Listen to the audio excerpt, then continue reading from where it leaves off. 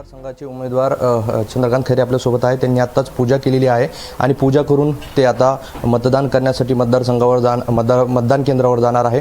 त्यांची पूजा आता सुरू आहे आणि पूजा झाल्यानंतर ते मतदान करणार आहे। आपल्यासोबत स्वतः खैरे साहेब आहेत। खैरे साहेब, 4 निवडणुकीत संभाजीनगरकरांनी तुम्हाला विजय दिला, मागची निवडणूक पराभव झाला, पण आता पुन्हा मैदानात चुकून तो पराभव काही लोकांनी केला होता, म्हणून जनतेने सांगितलं, ती जनतेची सहानुभूती मला मिळाली आणि त्या दृष्टिकोनातून मला जनतेने सांगितलं उभं राहा। म्हटलं शिवसेना पक्षाकडून माननीय बाळासाहेब उद्धवसाहेब यांच्या हातात ते तिकीट मिळलं आणि उभं काढणं, आणि म्हणून मी त्या ठिकाणी आज 6व्यांदा मी लोकसभा निवडणूक लढवतो आणि जिंकणार। 2 वेळेस मी आमदार होतो, त्यात 5 वर्ष पालकमंत्री होतो, कॅबिनेट मंत्री होतो, आणि दुसरी गोष्ट म्हणजे त्या ठिकाणी नगरसेवकसुद्धा होतो मी। मग इतका दीर्घ कार्यकाल असल्याने जो खूप अनुभव मला असल्यामुळे त्या अनुभवाचा ते फक्त लोकांच्या सेवेसाठी या विभागाचा विकास करण्यासाठी खूप फायदा होणार आहे। संभाजीनगर शिवसेनेचा बालेकिल्ला आहे, पण आता 2 शिवसेना मैदानात आहे। कोणत्या शिवसेनेसोबत शिवसैनिक मतदार उभा राहतील असं वाटतं?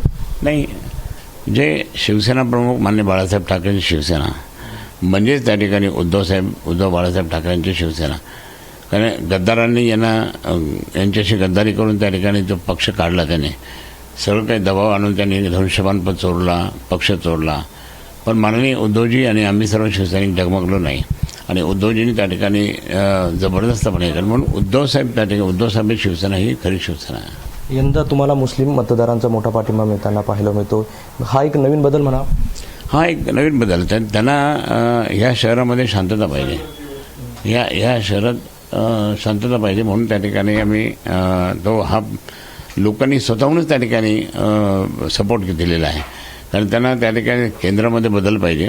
संविधान त्या ठिकाणी जे आहे ते संविधान हे बदलणार आहे, ते बदलू नये, परमपूज्य डॉक्टर बाबासाहेब आंबेडकरांनी लिहिलेले हे सगळं त्याचं ते आहे। आईसाहेबांनी तुम्हाला हे दिलेलं होतं माळ, त्याचा काय किस्सा आहे? माननीय उद्धवजी ठाकरे साहेब एकदा इथं कार्यक्रमात आले होते धार्मिक, आसाराम बापू त्यावेळेस होते, शांतगिरी महाराज होते, आणि त्या कार्यक्रमाला खूप मोठा समुदाय होता आणि आम्ही हेलिकॉप्टरमधून त्या ठिकाणी पुष्पवृष्टी केली होती। त्यादिवशी मला या ठिकाणी साहेबांनी ही माळ दिली।